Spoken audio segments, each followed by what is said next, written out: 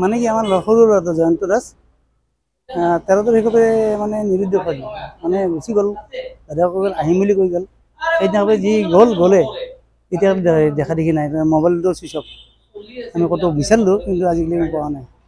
police প্ৰশাসনৰ আমি দিলোঁ এফআইআৰ দিলোঁ 3 দিন ধৰি গ'লোঁ তেখেতসকলে কৈছে অলপ দেৰি হ'ব কতকৈ আমাৰ সোনকালে পালে ভাল হয় আমাৰতো চিন্তা থাকে না আমাৰতো ল'ৰা নহয় ঠিক তেনেকৈ নহয় লগ বন্ধু তেনেকৈ ক'ব নোৱাৰোঁ যেকেইটা লগ বন্ধু দিছোঁ মই খবৰ লৈছোঁ ফোন কৰিছোঁ তেখেতসকলে উল্টাই মোক সোধে লগ বন্ধুক মই কেনেকৈ ক'ম জয়ন্ত দাসে মানে এই সুজিত বুলি কয় খানাৰ সেইবিলাক ডেলিভাৰী কৰিছিল তাৰপিছত ইয়াতে আছে নাৰেংগীৰত আছিল নাৰেংগীৰত তাৰমানে ভাড়া ঘৰত আছিল তাৰপৰা মানে ৰাতিপুৱা দাদাকক কৈ গৈছে দাদা মই আজি ঘৰত নাহোঁ বুলি কৈ যায় তেতিয়াৰ পৰা আৰু ফোন মাৰি আছোঁ আমি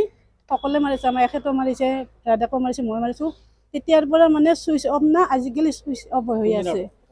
এতিয়া 13 দিন হ'ল 13 দিন হ'ল ল'ৰাটোৰ 22 বছৰ হৈছে এতিয়া মই মুখ্যমন্ত্ৰী হিমন্ত ছাৰক গেলি মই অনুৰোধ কৰিছোঁ মোৰ ল'ৰাটোক যে সোনকালে ঘৰত আনি দিয়ে মই সদায় কান্দি আছোঁ সেইকাৰণে আৰু সকলোকে মই কৰিছোঁ কোনোবাই যদি দেখা পাই নম্বৰ দিম নম্বৰত যেন ফোন কৰি দিয়ে মোৰ ল'ৰাটোক য'তে আছে ত'তে দেখা পালে মোক যে ফোন কৰি দিয়ে নম্বৰ দিম এতিয়া মই তাৰমানে গাঁৱতে থাকোঁ মানে ইয়াতে মাজে মাজে আহোঁ নাৰেংগীত গোটেইগিলা ভাড়াই থাকে 3টা থাকে বাপেকো থাকে সেনেকৈ থাকে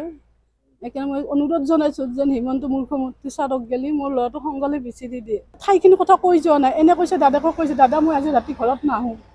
সেনেকৈ কৈ গৈছে কেইটা মানে 11টামান বজা হ'ব 11টামান বজাত ৰাতিপুৱা 11টামান বজাত গৈছে